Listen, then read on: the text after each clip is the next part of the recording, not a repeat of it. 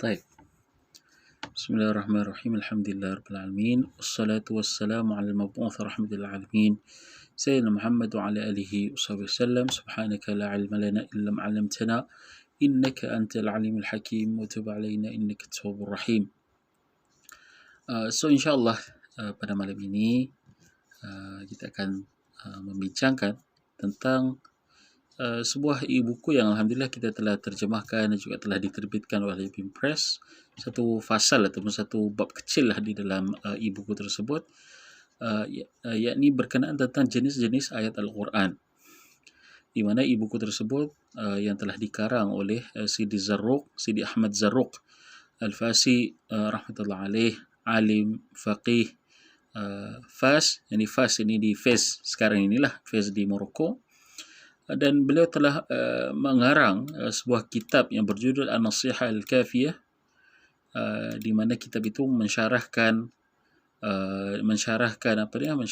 hadis yang popular, hadis yang masyhur, hadis Tamim Ad-Dari, Ad-Dinu An-Nasihah, agama itu ialah nasihat. Jadi bahagian daripada hadis itu ialah An-Nasihah li Kitabillah. Maka bahagian itulah saya petik dan khususkan, saya keluarkan daripada kitab tersebut dan saya terjemahkan dan juga telah diterbitkan oleh BIM Press. Ya, terima kasih kepada BIM Press yang sudi untuk menerbitkan bahagian daripada terjemahan tersebut dalam bentuk e-buku. Jadi buku tersebut, e-buku ini telah kita syarahkan sebelum ini dua bahagiannya. Ya, e-buku ini terbahagi pada 3 bahagian. Fasal pertama berkenaan tentang tadabbur itu, syarat-syarat tadabbur itu telah kita bahaskan sebelumnya. Begitu juga tentang tahsin tilawah. Ini kita telah syarahkan dengan tajuk yang sedikit berbeza. Berkenaan tentang jadual, ya, sebab kita ini mustaqbil ataupun tidak lama lagi akan masuk ke dalam bulan Ramadan, maka kita mengambil keberkatan bulan Sya'ban dan juga bulan Ramadan itu sama-sama ulang kaji untuk sama-sama mengenali dan juga mendekatkan diri kita kepada Al-Quran ini, insya-Allah taala. Jadi bagus ya. Saya suka cara Sidi Zarruq membahagikan dan juga meletakkan klasifikasinya itu. Thus saya pilih untuk diterjemahkan, dan juga saiznya itu tidak besar, ringan, mudah untuk dibaca. Tetapi seperti mana kita maklum, benda yang simple dan juga ringkas menurut para ulama ini memiliki makna yang besar, memiliki makna yang besar yang tetaplah boleh disyarahkan oleh ulama ataupun tulabul ilm selepas Sidi Zarruq itu. Maka kita mengambil peluang ini untuk sama-sama beringatlah, mudzakarah di tengah-tengah malam ini, tengah malam 8 Sya'ban. InsyaAllah tidak lama lagi kita akan masuk ke malam nisfu Sya'ban, dan seterusnya masuklah kita ke dalam bulan Ramadan Al-Mubarak yang diberkati. Semoga Allah SWT mengurniakan kita kekuatan untuk sampai dan juga menikmati bulan Ramadan, bulan yang penuh keberkatan itu, insyaAllah. Ya, KK sekarang ini pun, sebab saya di KK, so KK sekarang ini pun tengah cuacanya tidak menentu, jadi kita banyaknya di sini banyaknya sakit-sakit, demam, batuk dan seumpamanya. Semoga Allah SWT menjadikan ini sebagai asbab untuk tahur, sebab untuk kesucian, mungkinlah kita harapkan itu daripada Allah SWT sebagai persiapan kita untuk masuk dalam bulan Ramadan, bersedia dalam keadaan betul-betul bersedia. Ya, so Ramadan ni bukan selalu datang, sebulan sekali, setahun sekali, setahun sekali, dan juga disitulah bulan Al-Quran dinamakan oleh para ulama, unzila fihi Al-Quran hudan linnas wa bayyinatin minal huda wal furqan. Maka Sidi Zarruq, kembali kepada tajuk kita pada malam ini, insyaAllah kita akan membahaskanlah fasal kedua daripada e-buku tersebut. Bagi sahabat-sahabat yang ingin membaca kandungan e-buku tersebut, bolehlah pergi ke BIM Press, cari Nasihat demi Kitabullah karangan Sidi Zarruq Al-Fasi rahmatullah alaih. Jadi dalam fasal kedua kitab tersebut, e-buku itu, beliau tidaklah tulis jenis-jenis ayat Al-Quran. Beliau mengatakan ataupun menekankan perihal wajibnya kita untuk mematuhi makmurat, makmurat Al-Quran itu. yakni mematuhi firman perintah Allah SWT yang dititipkan di dalam Al-Quran itu. Tetapi daripada situ, bayangkan, daripada mematuhi ma'murat itu, beliau rahmatullah alaih membahagikan ayat Al-Quran ini kepada bahagian yang tertentu yang kita akan kupaskan sebentar lagi, yang akhirnya membawa kepada bagaimana ia menyokong poin yang cuba ditekankan oleh Sidi Zaruk ini. Sebab Al-Quran ini juga mempunyai haknya, bukan setakat tadabbur sahaja, bukan setakat kita bertajwid, bertaranum, bertartil itu semata-mata. Tidak, ada yang lebih penting, yakni mematuhi perintah Allah SWT di dalam Al-Quran itu, mematuhi makmuratnya. Kata Sidi Zaruk, qala al-mu'allifu rahimahullah, adapun mematuhi firman perintahnya itu ialah karena apa? Karena ia, yakni Al-Quran itu mengandungi perintah, larangan dan juga khabar. So ini taksim awal beliau rahmatullah alaih. Beliau membahagikan ayat Al-Quran itu ataupun isi kandungan itu Al-Quran itu kepada 3. Dan ini hasab ijtihad beliau rahmatullah alaih. Ini adalah ijtihadnya. Ya, beliau melihat dan memerhatikan, menelaah isi kandungan Al-Quran dan mendapati bahawa Al-Quran itu terbagi kepada 3 bahagian. Ada perintah, ada larangan dan juga ada khabar. Khabar ini apa? Nanti kita akan bahaskan. Khabar ini apa-apa yang mengandungi berita. Dia bukannya perintah, dia bukannya larangan. Okey, perintah ini buat. Allah SWT kata solat, maka kita solat. Puasa. Kalau Allah SWT kata innamal khamru wal maisir wal ansab wal azlamu rijsun min amali syaitan fajtanibuh. Allah kata apa? Jauhilah ia. Ini jauhilah segala benda arak, menilik nasib dan juga segala apa yang telah disebutnya di dalam ayat itu. Maka Allah SWT kata fajtanibuh. Itu larangan. Khabar ini ialah berbentuk berita yang bukan perintah, yang bukan larangan. Contohnya Allah menceritakan tentang kaum munafikin, kaum munafik. Allah menceritakan tentang kaum Yahudi, Bani Israel. Allah menceritakan tentang Samiri. Allah menceritakan itu itu khabar. Itu berbentuk berita. Kemudian kata Sidi Zaruk, perintah ini terbahagi pula kepada 2. Perintah yang bersifat wujubi ataupun perintah yang bersifat nadbi. Perintah yang bersifat wujubi ataupun perintah yang bersifat nadbi. Perintah wujub ini wajib untuk dilaksanakan. Sebab Allah Subhanahu wa taala menurunkan perintahnya itu secara umum begitu. Ya. Allah SWT kata dalam ayat wa'mur bil ma'ruf. Ya'muruna bil ma'ruf wa yanhauna 'anil munkar. Tanhauna bil ma'ruf. Ta'muruna bil ma'ruf. Apa-apa saja ayat yang bersifat memerintahkan ataupun mengajak kepada perbuatan yang ma'ruf. Begitu juga ada perintah yang secara jelas mengatakan wa aqimus shalah, dirikanlah salat, wa atuz zakah, dan keluarkanlah zakat. Siapakah yang menentukan ini wajib, ini sunat? Siapa yang menentukan bahawa solat itu wajib, solat itu amar ma'ruf nahi munkar itu terbagian daripada tergolong daripadanya adalah amalan sunat. Ataupun kita boleh bahagikan fardu ain dan juga fardu kifayah sebagai contoh. Siapa yang membahagikan itu? Itu kembali kepada tatabbu' ataupun penelitian para ulama, fuqaha lah secara khususnya. Sebab ulama ni ramai, ada ulama tafsir, ada ulama hadis, ada ulama qiraat, dan tidak semua itu Allah SWT kurniakan mereka kadar ilmu yang sama. Okey. So itu ulama qiraat, alim qiraat, maka dia pakar dalam bidangnya. Dan dia layak untuk menjadi rujukan di dalam bidangnya. Tetapi adakah dia boleh menjadi rujukan di dalam bidang yang lain, bidang fiqh sebagai contoh? Pada perkara yang tidak melibatkan satu apapun berkaitan tentang qiraat. Maka tidak boleh. Tidak boleh dia dijadikan rujukan sebab dia itu bukan faqih. bukan bidangnya. The same case macam hadis. Mungkin seorang ini adalah ulama penghafal hadis, tetapi adakah dia itu boleh mengistimbat hukum hakam daripada hadis tersebut? Kalau dia tidak boleh, maka dia tidak boleh.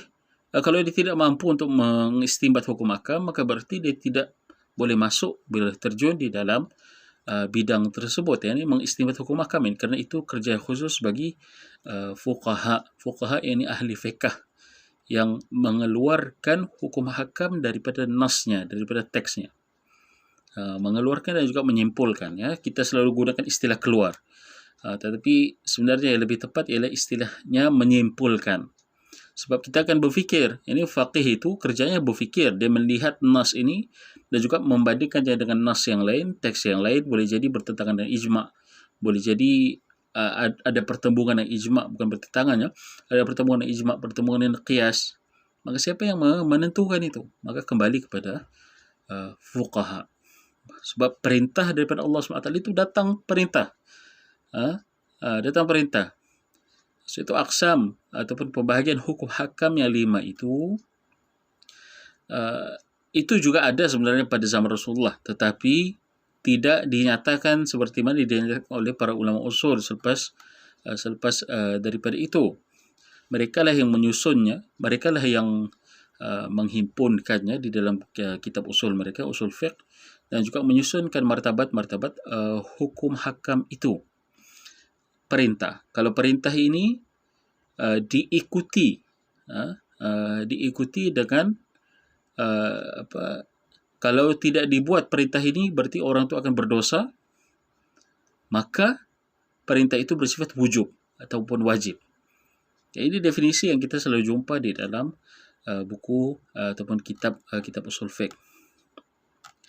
Sementara perintah, ada perintah tetapi dibenarkan ataupun diizinkan untuk tidak buat. Seperti mana yang sabit di dalam hadis Nabi SAW, hadis siwak, hadis sugi. Sugi. Ini pun terdedah kepada ijtihad para ulama, apa definisi sugi itu. Adakah kena guna kayu sugi itu, kayu sugi yang popular itu, kayu arak, ataupun berus gigi pun dianggap sebagai sugi juga, khilaf antara ulama. Tetapi kalau kita kembali semula kepada hadisnya, kembali kepada hadisnya, Nabi SAW bersabda, laula an syuqa ala ummati la amartuhum bisiwaki 'inda kulli salah wa fi riwayah qabla kulli salah. Kalaulah aku tidak menyusahkan umatku, sudah tentu aku perintahkan mereka untuk bersugi sebelum solat ataupun ketika mahu solat. Berdasarkan khilaf antara riwayat tersebut. Berarti di situ ada perintah, ada perintah. Tetapi kalau orang meninggalkan perintah itu, dia tidak mendapat dosa. Berbeza dengan perkara yang wajib. Berbeza dengan perkara yang wajib. Di mana perkara yang wajib itu, contohnya orang yang meninggalkan solat. Orang yang meninggalkan solat, Allah SWT ada sebutkan perintahnya dan juga ada menyebutkan uqubah ataupun balasan bagi orang yang tidak melaksanakan solat. Allah SWT kata dalam Al-Quran, lam naku minal musallin, ini azab bagi orang yang masuk dalam neraka. Bila mana orang masuk dalam neraka, mereka mengatakan kami ini tidak solat, berarti itu petanda bahawa meninggalkan perbuatan solat, petanda bahawa orang yang meninggalkan solat itu berdosa besar dan juga masuk neraka. Di dalam ayat Al-Quran sendiri dinyatakan ini. Ada ayat aqimus salah, laksanakan solat. Dan juga ada ayat yang menjelaskan kalau kamu tinggalkan solat ini, apa akibat kamu, na'udzubillah. Semoga Allah SWT menghindari kita daripada itu, masuk ke dalam neraka. Begitu juga dikiaskanlah kepada segala amal wajib yang lain. Dan ini tugas ataupun ijtihad para ulama. Jadi taksim ataupun pembahagian Sidi Zarruq ini saya kira menarik. Perintah itu ada perintah wujubi. Apakah perintah yang wajib itu kalau kita buat dapat pahala? Simple ya. Kita buat dapat pahala, kalau kita tidak buat, na'udzubillah, kita akan dapat dosa dan berhak masuk neraka, na'udzubillah. Sementara perintah yang nadbi itu ialah perintah daripada Allah SWT yang kalau kita buat, kita dapat pahala. Tapi kalau kita tinggalkan, kita tidak berdosa. Kita tidak berdosa dan juga tidak berhak masuk neraka. Itu kandungan ayat Al-Quran. Ya, dan juga secara umum lah hukum hakam yang lain daripada Al-Quran atau daripada hadis menentukan ini. Kemudian larangan pula, kata Sidi Zarruq, larangan terbahagi pada dua. The same case. Larangan yang bersifat tahrimi ataupun tanzihi. Tahrimi yang bermaksud haram. Tahrimi maksudnya haram. Ataupun tanzihi, yakni yang makruh. Apakah definisi larangan tahrimi ini? Ialah perkara atau perbuatan yang kalau dibuat akan mengakibatkan orang itu berhak mendapat dosa, tetapi kalau ditinggalkannya dengan syarat dia qadir, dengan syarat-syaratnya, ditinggalkan amalan yang haram itu, maka dia berhak untuk dapat pahala. Sementara larangan tanzihi pula definisinya apa? Saya tidak masukkan di dalam e-buku ini. Sepatutnya saya masukkan, saya terangkan, tapi tidak apalah. Kita gunakanlah platform ini untuk mensyarahkan apakah perbezaan antara tahrimi dan juga tanzihi. Saya cuma letak di dalam kurung itu haram dan juga makruh. Sebab perintah larangan daripada Allah SWT itu datang di dalam Al-Quran selaras. Ya, selaras maksudnya larangan dalam bentuk nahi. Nahi. Dan nahi itu kadang-kadang dengan lam an-nahiyah. Kadang-kadang dengan larangan dengan menyatakan akibatnya. Contohnya Allah SWT berfirman, az-zani tu zaniyah as-sariq was-sariqatu faqta'u aydihuma. Allah SWT kata orang lelaki yang mencuri dan juga perempuan yang mencuri, potonglah kedua tangannya. Di situ tidak ada larangan untuk mencuri, tetapi Allah SWT nyatakan hukuman ataupun uqubah daripada mencuri itu. Berarti Allah tidak suka perbuatan itu. Berarti perbuatan itu dilarang. Tapi larangan jenis apa dia? Larangan jenis tahrimi, sebab dinyatakan uqubahnya, hududnya ya, di dunia. Apatah lagi di akhirat kelak. Begitu juga ada larangan yang bersifat tanzihi. Larangan yang bersifat tanzihi ini biasanya didapati daripada sunnah. Dan juga tanzihi ini juga kadang-kadang ditemukan juga di dalam Al-Quran. Dan kesemua ini terletak kepada ijtihad para ulama yang menentukan. Jadi begitu kata Sidi Zarruq. Ada perintah, ada larangan isi kandungan Al-Quran ini. Begitu juga yang ketiga, taksim ataupun pembahagian pembahagian pula grup yang ketiga ayat Al-Quran ini bersifat khabar. Khabar ini ataupun maklumat ataupun pemberitaan ini terbahagi kepada dua pula. Satu yang bersifat takriri, pengiktirafan ataupun i'lami. I'lami ini pemberitahuan. Apa bisa takriri dan juga i'lami? Kata Sidi Zarruq, khabar takriri ialah apa yang berkaitan dengan tauhid dan juga perbincangan tentang perkara yang akal pasti akan mengisbatkan kewujudannya. Yang ini saya bawakan nota kaki di dalam e-buku tersebut. Yang ini berkenaan tentang hujahan-hujahan akliyah yang dibawakan di dalam Al-Quran untuk mengisbatkan keesaan Allah, kenabian baginda SAW dan juga kewujudan hari akhirat. Hujahan sebegini telah dibincangkan secara khusus di dalam kitab Al-Jadal karangan Imam Najmuddin At-Tufi rahmatullah alaih. Nah, jadi itu takriri. Contohnya kita dapati ada hujahan akliyah. Ya, Allah Subhanahu wa taala menggunakan cerita Nabi Ibrahim alaihissalam berdebat dengan Namrud. Berdebat dengan Namrud untuk membuktikan kekuasaan Allah Subhanahu wa taala. Kisah ini dinyatakan dalam surah Al-Baqarah. Allah Subhanahu wa taala berfirman, Allah Subhanahu wa taala mengkisahkan Nabi Ibrahim berhujah di depan Namrud itu. Raja yang zalim di Mesopotamia, di Iraq pada zaman Nabi Ibrahim alaihissalam. Jadi Nabi Ibrahim mencabar ketuhanan Namrud itu, sebab Namrud pada ketika itu dia menganggap dirinya sudah layak sama seperti Tuhan. Subhanallah. Na'udzubillah lah. Itulah mudaratnya kuasa. So dia akan buat kita lost control ini, minda. Bila mana orang lain semua puja kita, rasa benda tu meresap dalam kepala dan dihasut pula oleh syaitan, dan yang mengakibatkan kita menganggap diri kita ni Tuhan. Dalam bahasa Inggeris pun istilah ni ada, tetapi tidaklah sama macam zaman Namrud itu ya. Zaman sekarang ini pun ada apa yang diistilahkan sebagai God Complex. God Complex di mana seorang tu menganggap diri dia tidak boleh diganggu ataupun tidak boleh dimusnahkan, tidak akan hancur, tidak segala macam lah. Tidak boleh dikuasai selain daripada dirinya sendiri. God Complex yang sama juga berlaku pada Namrud. Tetapi Namrud itu dia boleh perintahkan orang-orang dia dan juga segala macam jurutera yang ada pada zaman itu untuk sama-sama membina zigurat, piramid-piramid mereka itu, piramid di Mesopotamia itulah ya, membangunkan bandar-bandar yang besar, membangunkan segala macam bangunan pada zaman itu,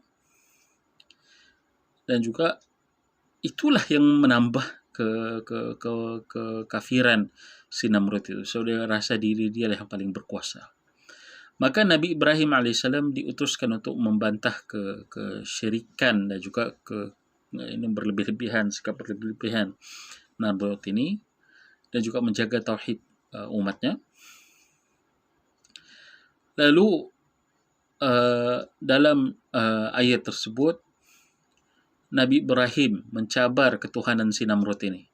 Engkau ini bukan Tuhan. Engkau ini siapa? Engkau ini bukan Tuhan. Engkau sama manusia macam saya. Kata Nabi Ibrahim apa? Rabbi yuhyi wa yumit. Sungguhnya Tuhan aku itulah yang menghidupkan kemudian mematikan. Menghidupkan, yakni menghidupkan daripada tiada kepada ada. Itu yang dimaksudkan oleh Nabi Ibrahim. Mewujudkan sesuatu daripada tidak ada kepada something yang ada, yang menjaganya dan juga mentarbiah seorang bayi itu sampailah menjadi manusia. Si Namrud ini salah faham. Salah faham. Dia kata apa? Dia kata ana wahyi wa yumit. Saya pun mampu untuk menghidupkan dan juga saya juga mampu untuk mematikan. Yakni dia sebab kononlah dia tu dewa dan juga dia boleh buat, dia panggil siapa-siapa daripada isterinya atau gundiknya, dia buat buat hubungan suami isteri itu, kemudian lahirlah anak, maka menghidupkan. Itu kefahaman dia. Lalu umit, saya juga mematikan, maka budak itu saya boleh bunuh. Sedangkan yang dimaksudkan oleh Nabi Ibrahim AS bukannya menghidupkan juga mematikan itu. Itu asbab kamu, tapi yang menghidupkan, yang menjaga dan juga yang menjaga kanak-kanak itu supaya membesar dengan sehat, kan, ialah Allah SWT. Siapa yang mengatur sistem di dalam badan bayi itu? Bukan bapaknya, tapi Allah SWT. Kan? Siapa yang mengatur kuku ini keluar daripada jari kita ini? Allah Subhanahu Wa Taala. Rambut ini keluar setiap bulan, berapa bulan kita perlu potong ya. Ini rambut perlu dipotong juga. Rambut PKP. Allah Subhanahu Wa Taala yang letakkan sistem itu dan juga mengeluarkannya pada waktunya. Siapa yang atur segala macam keajaiban dalam badan kita ini? Dengan 2 biji daging ini, 2 biji daging, ini kita boleh melihat segala dunia ini. Dengan jari-jari kita ini, kita boleh menulis dan mengubah fikiran orang. Segala macam keajaiban itulah kalau kita fikir, subhanallah. La ilaha illallah, la ilaha illallah, la ilaha illallah. Tapi Namrud ini sebab dia sudah mabuk kuasa, dia tidak boleh fikir dengan straight, dengan cara yang betul. Maka Nabi Ibrahim cabar lagi. Cabar lagi si Namrud ini. Nabi Ibrahim kata apa? Sesungguhnya Tuhanku mendatangkan bisyamsi minal masyriq. Sesungguhnya Allah SWT Tuhanku katanya telah menerbitkan matahari daripada timur, kemudian terbenam ke barat. Maka Nabi Ibrahim cabar, fa'ti biha minal maghrib, bawakanlah matahari itu, terbitkanlah matahari itu daripada maghrib, daripada barat. Terbalikkan, sebab kau ni kau mengaku kau diri kau Tuhan, maka terbalikkanlah kuasa Allah SWT. Maka Allah kata apa dia? Fabuhital ladzi kafar. Orang yang kafir itu, si Namrud itu, terus terdiam, tidak terkata. Dia tahu dia tidak ada kuasa itu. Cuma itulah God complex itu. Dia merasa diri dia Tuhan. Dan kisah ini, kalau kita kembalilah kepada e-booknya, seronok bercerita tentang hujahan akliyah yang ada dalam Al-Quran. Itu bahagian daripada hujahan akliyah yang Allah SWT bawakan dalam Al-Quran, yang melibatkan ataupun berkaitan dengan tauhid. Ya, berkaitan dengan tauhid. Maka khabar jenis ini, berita-berita jenis ini ialah berita yang bersifat takriri, yang mengiktiraf keesaan Allah Subhanahu Wa Taala, yang kita boleh isbatkan dengan hukum akal. Sebenarnya akal yang sihat dia akan boleh isbatkan, dan juga fitrah yang betul, fitrah yang tidak rosak, dia boleh isbatkan keesaan Allah Subhanahu Wa Taala. Walaupun dia tidak boleh sebut nama Allah, tapi dia tahu bahawa Tuhan itu esa. Maka khabar takriri datang sebagai pengiktirafan yang mengisbatkan kewujudan dan juga keesaan Allah Subhanahu wa Ta'ala. Kerana apa? Kata Syekh Sidi Zarruq, hal ini kerana tugas syarak berkenaan isu-isu ini, isu akidah ini, tidak lain ialah mengiktirafnya. Kerana saya letakkan nota kaki di situ, setiap orang perlu beristihad menggunakan akal fikirannya untuk mengisbatkan akidahnya, dan tidak boleh bertaklid dalam isu akidah renungkan. Betul. Sebab Allah SWT taklifkan kita, Allah kurniakan kita akal. Dan kita tidak boleh bertaklid dalam isu akidah dalam arti kata apa? Orang lain cakap, maka kita pun ikut cakap. Oh, Ustaz cakap, saya pun bercakap benda yang sama. Bapa mamak saya cakap, maka saya kena ikut cakap benda yang sama. Tidak boleh.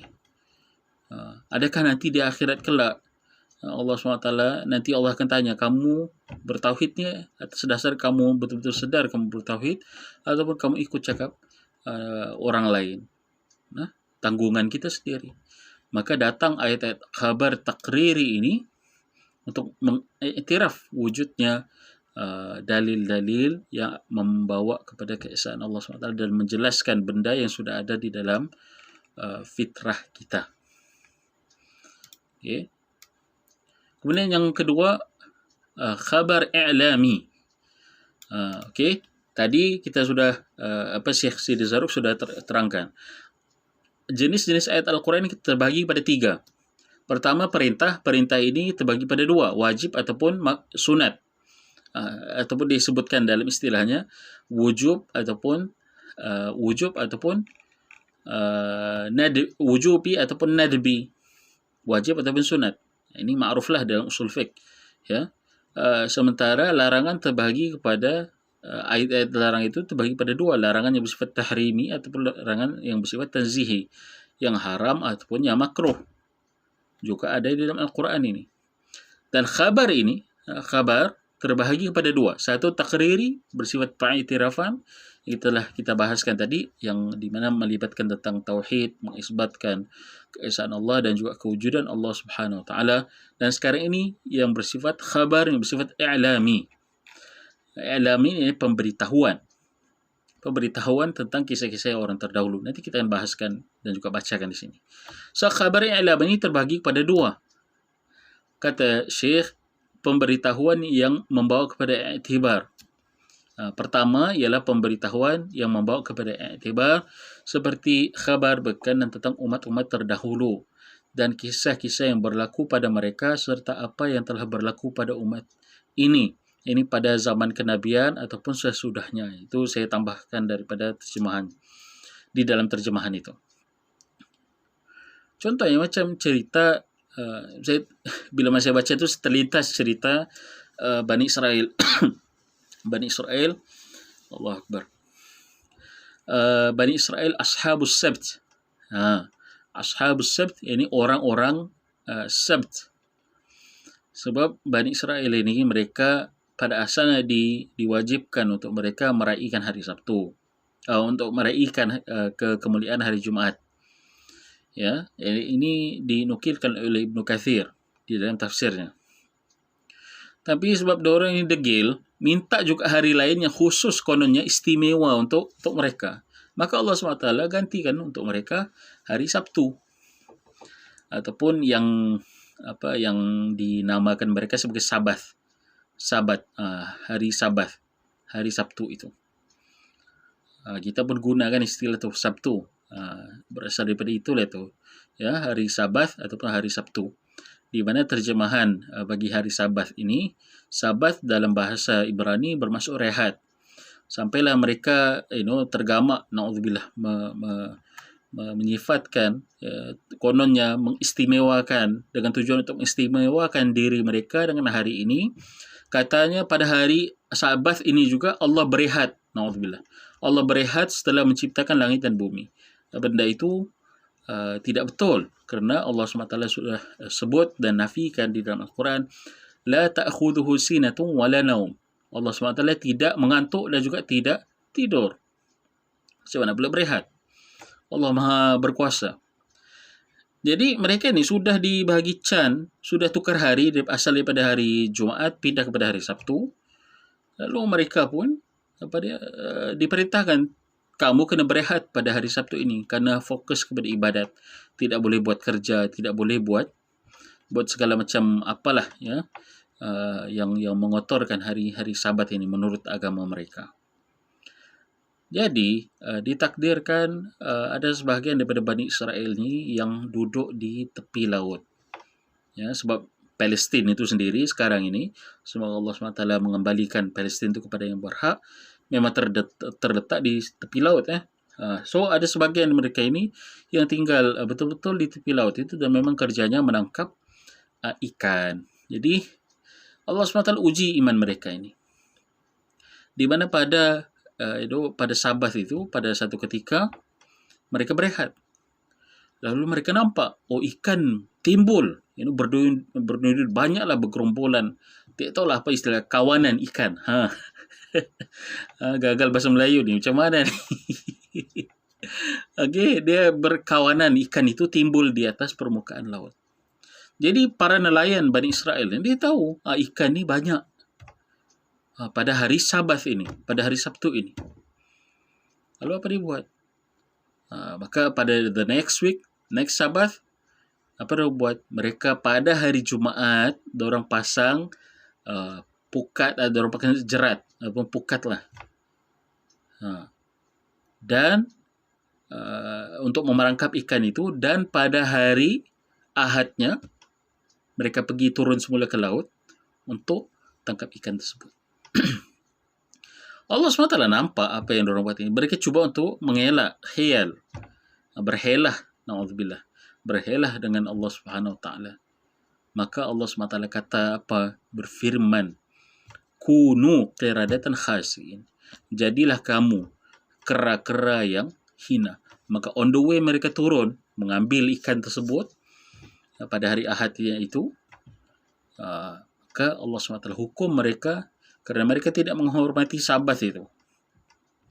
Allah hukum mereka, jadilah mereka qiradah ataupun kera-kera yang terhina. Dan seperti mana dinyatakan oleh Ibnu Katsir, mereka itu mati, maksudnya tidak hidup selepas itulah. Mereka hidup sebagai kera untuk sekejap, and then mati dan tidak sempat untuk melahirkan zuriat. Ini kan sebab monyet pun boleh beranak pinak, ya. Tapi mereka ini, sebab mereka ini terlaknat kerana tidak menghormati Allah Subhanahu Wa Taala, berhelah pula, ya, maka Allah Subhanahu Wa Taala hina dan juga hukum mereka menjadi qiradah ataupun kera-kera yang hina. Jadi itu i'lami yang bersifat khabar berkenaan tentang umat-umat terdahulu, khabar berkenaan tentang Bani Israel, khabar berkenaan tentang nabi-nabi dalam kalangan bangsa Arab itu sendiri. Okey, nabi-nabi dalam kalangan bangsa Arab itu sendiri, tapi yang dahulu, sebelum lagi lah, ya, nabi Arab yang terdahulu. Seperti apa dia? Nabi Saleh, Nabi Hud alaihissalam, Nabi Saleh alaihissalam. Itu nabi Arab, tapi bukan nabi Arab yang dengan bahasa Arab yang sekarang ini, tetapi pada zaman Arab yang terdahulu. Jadi kisah itu asalnya hilang, asalnya tidak disimpan di dalam mana rekod, tetapi buktinya ada. Kalau kita pergi kaji, buat kajian arkeologi, memang kita akan jumpa kawasan-kawasan tempat di mana Nabi Saleh, Nabi Hud ini tinggal, dan juga apakah bahasa yang mereka gunakan pada zaman dahulu itulah, ya. Maka asalnya hilang, tetapi Allah SWT rakamkan di dalam Al-Quran untuk memberitahu kepada kita agar kita mengambil iktibar daripada kisah-kisah tersebut. Allah SWT sebutkan di dalam hujung surah Maryam, hal tasma'u lahum rikza, adakah kamu pernah dengar tentang umat-umat terdahulu yang sudah hancur dan juga fana ini.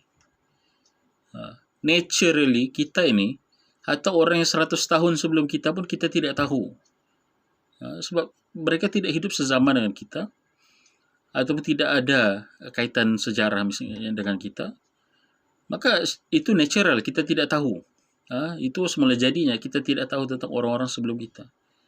Tetapi kuasa Allah SWT mengekalkan kisah-kisah umat-umat yang terdahulu sebagai iktibar untuk kita. Maka ini menurut Sidi Zarruq, khabar i'lami jenis pertama, pemberitahuan yang membawa kepada iktibar, supaya kita memikirkan tentang perihal umat terdahulu. Contohnya macam kalau saya ingat sewaktu kami pergi ke Jordan dahulu, di mana ada satu kawasan yang dipanggil sebagai Laut Mati. Laut Mati di mana laut itu dikisahkan oleh para sejarawan sejak daripada dahulu sampai ke sekarang ini, ada yang menukilkan bahawa tempat itulah pada asalnya Laut Mati di Jordan itu tempat di mana kaum Nabi Lut pernah tinggal. Laut Mati itu. Dan memang kami pernah pergi dan terlalu masin itu laut sampai garamnya naik di permukaan pantai. Bukan naik biasa-biasa, tapi naik kadang mungkin dalam berapa inci nih, ya, dalam 5 inci, 6 inci naik di atas pantai itu. Terlalu masin sampai ada kawan-kawan kata pergi situ ingin sebab air itu lebih tumpat daripada jisim manusia, maka dia boleh mengapungkan kita. Jadi ada beberapa sahabat yang pergi situ dan juga cuba untuk terapung lah, dan memang betul terapung sebab terlalu masin air itu.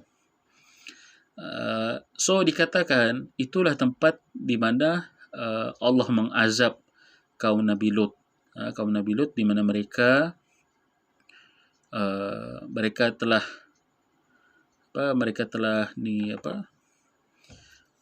membuat kemungkaran itu, dan juga Allah SWT terbalikkan bumi, dan juga menjadi kawasan itu terlalu masin, tidak sesuai untuk tumbuh apapun, sebagai petanda bahwa tempat itu tempat yang dilaknat. Okay. Dan pemberitahuan kisah-kisah ini sebagai iktibar, jangan buat macam apa yang orang-orang terdahulu pernah buat. Sementara ada bahagian yang lain, kata Sidi Zarruq, khabar i'lami jenis kedua ialah pemberitahuan yang membawa kepada i'tiqad. Contohnya seperti pengetahuan berkat Allah SWT yang tidak boleh diisbatkan dengan qiyas, ataupun saya terjemahkan di sini sebagai dengan hujahan akal, dan juga selainnya, yang ini sifat-sifat Allah yang tidak boleh diisbatkan dengan qiyas ataupun hujahan akal ini. Contohnya ada sifat Allah SWT yang sangat popular, ya, sampailah kita bukan di dunia Arab saja, kita di Malaysia pun terkesan dengan polemik ini. Istiwa, sifat-sifat istiwa, ja'a rabbuka wal malaku saffan saffa, semua sifat-sifat itu bersifat i'lami, kata Sidi Zarruq, pemberitahuan yang membawa kepada i'tiqad, seperti pengetahuan berkenaan Allah yang tidak boleh diisbatkan dengan qiyas, dengan hujahan akal. Seperti sifat itulah tadi, ya, al-ityan. Begitu juga sifat kalam sebenarnya, ya, kalam ada 3 sifat yang diisbatkan dengan naqal menurut Sanusi rahmatullah alaih. Yakni apa dia? Al-kalam, Allah SWT berfirman, berkata-kata, Allah SWT maha mendengar dan juga Allah SWT maha melihat. Sementara 17 sifat yang lain itu semuanya, ataupun 17 bukan 17 ya, 14 sifat yang lain itu semuanya diisbatkan menggunakan hukum akal menurut tariqah mutakallimin asy'ariyah. Tetapi 3 sifat ini secara khususnya diisbatkan menggunakan nas. Allah SWT menyifatkan dirinya Sami' yang maha mendengar, Allah menyifatkan dirinya Al-Basir yang maha melihat. Tapi mendengar dan juga melihat tanpa memerlukan kepada alat. Berbeza dengan manusia, kalau hilang telinga ini tidaklah boleh mendengar. Kalau lidah ini tidaklah boleh berkata-kata ya. Kalau hilang melihat, mata ini kita tidak boleh melihat. Tetapi Allah SWT maha berkuasa mendengar, berkata-kata, melihat tanpa memerlukan kepada alat ini. Subhanallah. Jadi sifat-sifat itu juga i'lami, tetapi i'lami yang membawa kepada i'tiqad khusus berkenaan tentang sifat-sifat Allah SWT yang tidak boleh diisbatkan dengan qiyas. Maka kewajiban kita apa dengan sifat-sifat Allah SWT yang tidak boleh diisbatkan dengan hujan akli ini? Ialah kita beriman kama ja'a. Kita beriman seperti mana ia diriwayatkan. So, kata Syekh Sidi Zarruq, sudah dia bahagikan 3 jenis ayat ini. 3 jenis isi kandungan Al-Quran. Pertama, apa dia? Perintah. Kita recap lah, kita ulang balik ini supaya kita hafal. Dan menurut Sidi Zarruq. Okay. Pertama ialah perintah. Perintah itu terbagi pada wajib dan juga sunat. Kemudian kedua ialah isi kandungan ayat-ayat bersifat larangan. Larangan itu pula terbagi kepada larangan yang bersifat haram ataupun makruh. Yang ketiga ialah berkaitan tentang khabar, pemberitaan. Pemberitaan itu terbagi pada 2. Pemberitaan yang bersifat takriri, mengisbatkan kewujudan Allah Subhanahu Wa Taala, mengisbatkan dan juga mengiktiraf kewujudan Allah Subhanahu Wa Taala, dan juga yang bersifat i'lami, pemberitahuan.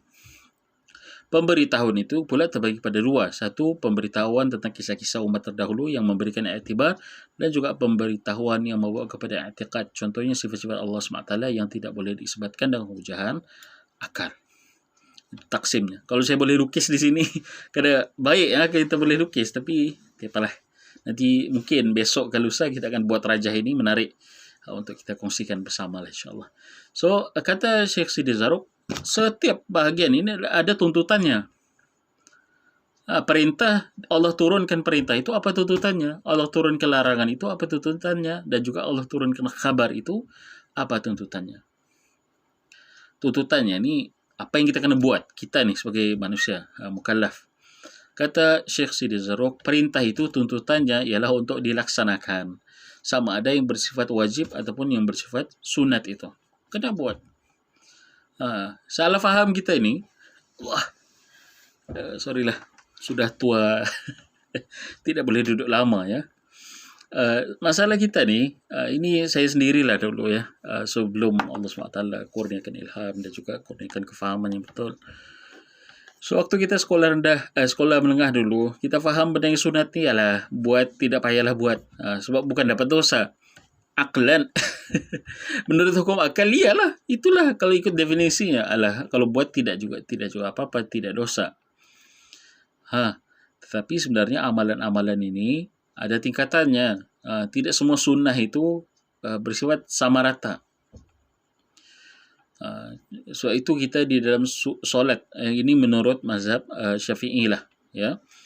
Menurut mazhab Syafi'i, bahawa orang yang meninggalkan sunat-sunat yang tertentu, contohnya dia meninggalkan bacaan doa iftitah, meninggalkan zikir ataupun terbalikkan zikir antara rukuk dan juga sujud, maka dia kena sujud sahwi. Dia kena sujud sahwi. Sebab apa? Sunat itu tidak sama dengan sunat yang lain.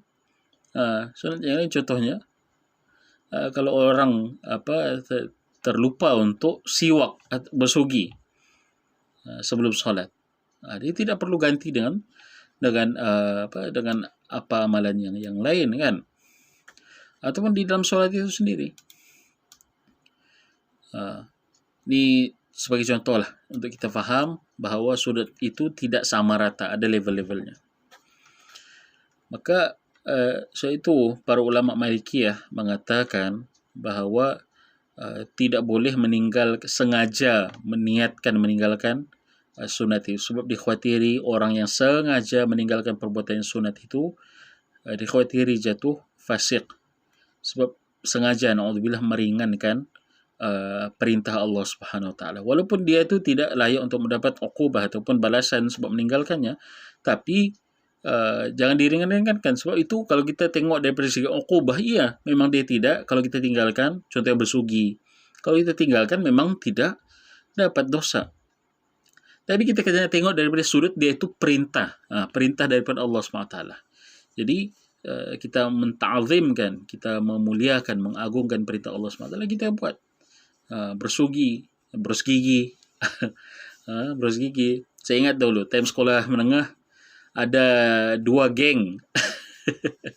2 geng budak-budak sekolah ni. Ada geng sugi, ada geng berus gigi. Jadi khilaf saja. Khilaf itu khilaf yang mu'tabar ya. Ada para ulama yang mengatakan sugi itu kena dengan kayu sugi itu. Itulah sunnahnya. Ada yang mengatakan tidak. Sekarang ini dengan firash al-asnan, dengan berus gigi itu pun tujuan sugi itu juga tercapai. Tujuan sugi itu juga tercapai. Jadi begitu. Perintah ini kita kena buat. Kalau seperti mana dinyatakan oleh Sidi Zarruq di sini. Larangan itu tuntutannya untuk dijauhi, sama ada yang makruh ataupun yang haram. Yang haram apatah lagi kalau kita buat, naudzubillah kita dapat dosa. Kalau makruh pun the same case macam sunat tadi. Jangan sebab makruh, biarlah makruh saya ni. Maka dia pergi solat makan bawang. Pergi solat jemaah dalam keadaan makan bawang. Sedangkan Rasulullah kata dalam hadis yang sahih, innal malaikah tata'adza, sesungguhnya malaikat itu rasa tidak senang dengan apa yang manusia juga rasa tidak senang. Contohnya gara-gara bau. Tidaklah kita pergi naudzubillah solat dengan bau baju yang berbau peluh dan seumpamanya. Tidak boleh. Sebab itu makruh. Dan makruh ini seeloknya, bahkan yang sewajarnya kita tinggalkanlah. Satu, sebab orang lain boleh macam tadilah kes itu bau, dan pergi solat dengan baju yang berbau. Ini biasanya budak-budak asrama ni. Allah, ayam zaman. Pergi solat dengan baju berbau, pergi solat dengan stokin berbau, tidak boleh. Tidak boleh.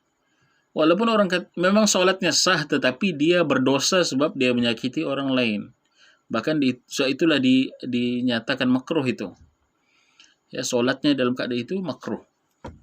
So apa, dia menyakiti orang lain. Apatah lagi di masjid ya. Di masjid. Bukalah stokin itu ya, kalau kita mau solat, kita tahu sudah kaki masing-masing, ada kaki setengah orang ni kering alhamdulillah, ada setengah tu cepat berpeluh. Jadi kena faham situasi, kena faham dia timbangkan. Al-malaikat tata'adza, bukan orang biasa ini, malaikat pun rasa tidak senang dengan apa yang orang macam manusia ini rasa tidak senang. Kalau bau bawang tidak boleh, apatah lagi bau-bau yang lain yang lebih pekat ya. Astagfirullah, bau pekat. Ini. Jadi larangan itu tuntutannya kata Sidi Zarruq kita kena jauhi. Kita kena jauhi. Sama ada makruh ataupun haram. Begitu juga khabar. Khabar ini pula tuntutannya apa dia? Tasdiq wa i'tiqad. Kita kena mengiyakan bahawa, contohnya macam cerita Nabi Ibrahim dan juga Namrud itu. Iya, benda ini benar berlaku. Dan juga i'tiqad, kita kena percaya benda ini pernah berlaku pada zaman dahulu, pada zaman Nabi Ibrahim AS. Bukannya jangan menolaknya. Ya. Itu beza kita, orang yang beriman dengan orang yang tidak beriman. Orang yang beriman ini dia percaya kalau sumbernya sahih, apa tadi, Al-Quran, sumber yang paling sahih dan juga mutawatir yang Allah SWT jaga.